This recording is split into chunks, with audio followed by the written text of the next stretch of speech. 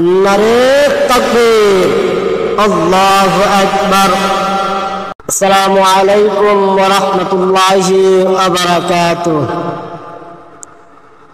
সম্মানিত দর্শক, যে যেখান থেকে আমার ভিডিওটা কন্টিনিউ করছেন, সকলের কাছে অনুরোধ থাকবে আমার এই ভিডিওটা শেয়ার করার জন্য।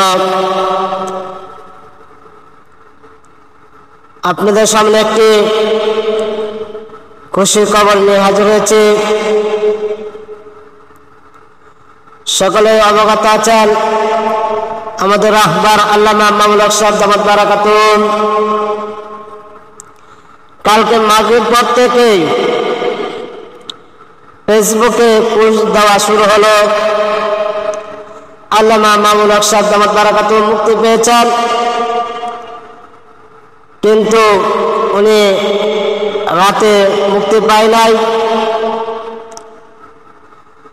কাশিমপুর কারাগার সামনে অনেক লোক ছিল, অনেক উলামায়ে কেরাম ছিল, তাদের অনুভবরা তুলে প্রকাশ করেছিল, কিন্তু আইনশৃঙ্খলা বাহিনী আল্লামা মামুনুল সাহেবকে কারাগার থেকে মুক্তি দেয় নাই। আজকে সকাল 10টার সময় ওনাকে কারাগার থেকে মুক্তি দিয়েছেন। শুনে অনেক খুশি হলাম। জানি না আপনারা কতটুকু খুশি হয়েছেন, কিন্তু আমি অনেক খুশি হলাম। ওনার অপেক্ষা ছিলাম উনি কোন দিন মুক্তি পাবেন, কোন দিন মুক্তি পাবেন। আল্লাহ পাক রব্বুল আলামিন আমাদের আশাকে কবুল করেছেন। আজকে উনি মুক্তি পেয়েছেন। দীর্ঘ 3 বছর 4 মাস কারাগারে ছিলেন। উনি আজকে মুক্ত আকাশে বের হয়েছেন। অনেকেই প্রশ্ন আছে, উনি কি আগের মতন হুঙ্কার দিতে পারবে, উনি কি আগের মতন কথা বলতে পারবে?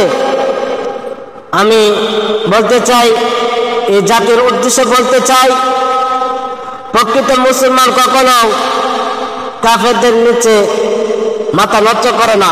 প্রকৃত মুসলমান কাফেরদের সামনে মাথা কখনো নিচু করে কথা বলবে না। তার ভিতরে ইমানের চেতনা আছে, তার ভিতরে আল্লাহর ভয় আছে, সে আবার সেই গর্জন দিতে পারবে। তার গর্জনে বাতিলটা রেস গুটিয়ে পালাবে। অচিরে আমরা শুনতে পারবো সেই কণ্ঠ। কারাগার থেকে বের হয়ে আল্লামা মামুনুল সাহেব দামাত বারাকাতুহু অনেক কিছু কথা বলেছেন। আপনারা ভিডিও না পেলে দেখার অনুরোধ রইল, আর সম্পূর্ণ ভিডিও দেখে আপনারা অনুভবটা আমার কমেন্ট বক্সে অবশ্যই জানাবেন। আমি ইনশাআল্লাহ দেখবো আপনারা ইসলামকে কতটুকু ভালোবাসেন, উলামায়ে কেরামকে কতটুকু ভালোবাসেন। ইনশাআল্লাহ আমি দেখবো। আপনারা ইনশাআল্লাহ ভিডিও কন্ট্রোল করুন। মামুনুল সাহেব দামাত বারাকাতুহু কি বলেন? মুক্ত জীবনে ফিরে এসেছেন আলহামদুলিল্লাহ। সর্বশেষ আজ আমার মুক্তির মধ্য দিয়ে 2021 সালে হেফাজতে ইসলাম বাংলাদেশ এবং এদেশের আলেম সমাজের উপর ইতিহাসের অন্যতম এক গভীর ষড়যন্ত্র এবং চক্রান্ত নির্যাতনের যে স্টিমরোলার পরিচালনা করা হয়েছিল, তার আজকে একটি প্রাথমিক অধ্যায়ের পরিসমাপ্তি ঘটল। আমরা স্পষ্ট ভাষায় বলতে চাই, আমাদের উপর জুলুম করা হয়েছে, আমরা নির্যাতিত, অন্যায়ভাবে আমাদেরকে কারারুদ্ধ করা হয়েছে, বুলেটের আঘাতে আমাদের ভাইদেরকে হত্যা করা হয়েছে। আমরা যখন আমাদের সন্তানদের লাশ এবং তাদের রক্তমাখা বুলেট বিদ্ধ সেই মরদেহকে সামনে রেখে আমরা যখন আমাদের ন্যূনতম প্রতিবাদটুকু উচ্চারণ করতে গিয়েছি তখন আমাদেরকে কারারুদ্ধ করা হয়েছে, আমাদেরকে নানাভাবে নিষ্পেষণ করা হয়েছে, আমাদেরকে জনগণ থেকে বিচ্ছিন্ন করার সব ধরনের অপচেষ্টা চালানো হয়েছে। আমি আজ এই মুহূর্তে আমার এই মুক্তি উপলক্ষে আমি বলতে চাই, আমাদের উপর জুলুম করা হয়েছে, এটাকে আমরা সহ্য করে নিলাম। আমাদের ভাইদেরকে হত্যা করা হয়েছে, সেটাও সহ্য করে নিলাম। আমরা আমার সন্তানের লাশ কাঁধে তুলে নিয়েছি, সেটাকেও আমি হাসি মুখে বরণ করে নিলাম। আমাদেরকে অপমান এবং লাঞ্ছনার সব ধরনের ষড়যন্ত্রের সম্মুখীন হতে হয়েছে, সেটাও আমরা হাসি মুখে বরণ করে নিয়েছি। কিন্তু আল্লাহর জমিনে আল্লাহ এবং তার রাসূলের কোন সম্মান এক মুহূর্তের জন্য আমরা বরদাস্ত করে নেব না। আমরা আমাদের সর্বোচ্চ ত্যাগ এবং কোরবানি স্বীকার করতে প্রস্তুত রয়েছি, জীবন দিতে প্রস্তুত রয়েছি। আল্লাহর জমিনে আল্লাহর দ্বীনের ঝান্ডা সমুন্নত করেই আমাদের যাত্রা থামবে ইনশাআল্লাহ। হয়তো শাহাদাত, নয়তো খেলাফত ইনশাআল্লাহ। আল্লাহর জমিনে খেলাফত প্রতিষ্ঠার যে আওয়াজ আজ পৃথিবীর দিকে থেকে উচ্চারিত হচ্ছে, সে আওয়াজ বাংলার জমিনে খেলাফতের এই আন্দোলনকে চূড়ান্ত গন্তব্যে পৌঁছাবে ইনশাআল্লাহ। আমি বাংলাদেশের আলেম সমাজ, হেফাজতে ইসলাম বাংলাদেশ সহ, বাংলাদেশ খেলাফত মজলিস সহ সকল ভ্রাতৃপ্রতিম সংগঠন, সকল ধর্মপ্রাণ, ইসলামপন্থী বিভিন্ন ছোটখাটো মতভেদ, মতবিরোধ, মত পার্থক্যের ঊর্ধ্বে উঠে যারা ইলাহি কালিমাতুল্লাহর এই এক বাণীতে বিশ্বাসী, আল্লাহর জমিনে আল্লাহর দ্বীন কায়েম করতে চাই, আমাদের তাআলাউ ইলা কালিমাতিন সাওয়াইন বাইনানা ওয়া বাইনাকুম এই এক মন্ত্রে উজ্জীবিত হয়ে আল্লাহর দ্বীনের ঝান্ডা সমুন্নত করবার এই আন্দোলন এবং সংগ্রামে আমি নিজেকে উৎসর্গ করার ঘোষণা করছি। এবং আমার সকল ভাইদেরকে, আমি সকল উলামায়ে কেরামকে এবং ধর্মপ্রাণ মুসলমানদেরকে, ইসলামী নেতৃত্বকে ঐক্যবদ্ধভাবে এই সংগ্রামের ঝান্ডা সমুন্নত করবার, ধারণ করবার আহ্বান জানাচ্ছি। এবং আপনাদের সকলকে আবার শুকরিয়া জ্ঞাপন করছি যে আজকে আপনারা এভাবে আমাকে উৎসাহিত করেছেন, উজ্জীবিত করেছেন। আল্লাহ পাক আপনাদের সকলকে উত্তম বিনিময় দান করুন। প্রিয় ভাইয়েরা,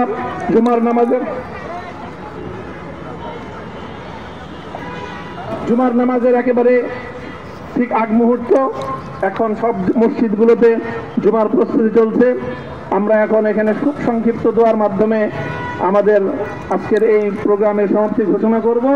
এরপরে ইনশাআল্লাহ প্রত্যেকে সুশৃঙ্খলভাবে যার যার জায়গা মতো বা আশেপাশের মসজিদগুলোতে গিয়ে আপনারা জুমার নামাজ আদায় করবেন।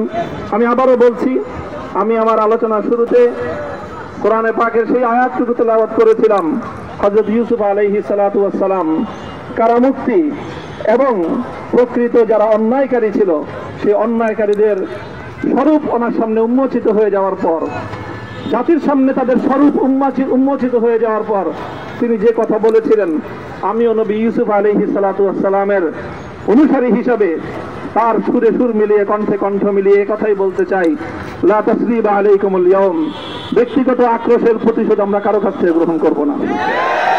সকলকে আহ্বান জানাই, মাদ্রাসা, স্কুল, কলেজ, ভার্সিটি কোন শিক্ষা ব্যবস্থার ছাত্রদের মধ্যে বিভেদ করার নীতিতে মামুনুল হক বিশ্বাস করে না। আসো, স্কুলের ছাত্র আসো, আমার মাদ্রাসার ছাত্র পাশে দাঁড়াও, কলেজ থেকে আসো, ভার্সিটি থেকে আসো, তোমরা হাতে হাত মিলাও, ইনশাআল্লাহ দেশের স্বাধীনতা অক্ষুণ্ণ থাকবে। এদেশের ইসলাম এবং হাজার বছরের যে সাধনা সংগ্রাম, সেই সংগ্রাম বিজয়ী হবে ইনশাআল্লাহ। এই জনপদ ইসলাম এবং মুসলমানদের জন্য হাজার বছর ধরে এখানে কালেমার ঝান্ডা সমুন্নত করবার জন্য আমাদের পূর্বপুরুষরা যে সংগ্রাম করে গেছেন, সেই সংগ্রামকেই আমাদের কাঙ্ক্ষিত গন্তব্যে পৌঁছানোর জন্যই আমরণ এক সাধনায় আত্মনিয়োগ করতে হবে। সেই আহ্বান আমি সকলের প্রতি ব্যক্ত করছি। তাহলে আপনারা বুঝতে পারছেন, 29 কারাগার থেকে বের হয়ে জাতির সামনে যে উচ্চাসের কথা বলেছেন, আমরা বলতে পারি আবারও সিংহের গর্জন দেব ইনশাআল্লাহ। সকলের কাছে দোয়া চাই আল্লামা মামুনুল হক সাহেব দামাত বারাকাতুম যেন আগের মতন হুঙ্কার দিতে পারেন এবং আমার জন্য দোয়া করবেন যেন আপনাদের সামনে নতুন নতুন ভিডিও নিয়ে হাজির হতে পারে। আর অবশ্যই যদি ভিডিওটা ভালো লাগে অবশ্যই ভিডিওটা শেয়ার করবেন। আসসালামু আলাইকুম ওয়া রাহমাতুল্লাহি ওয়া বারাকাতুহু।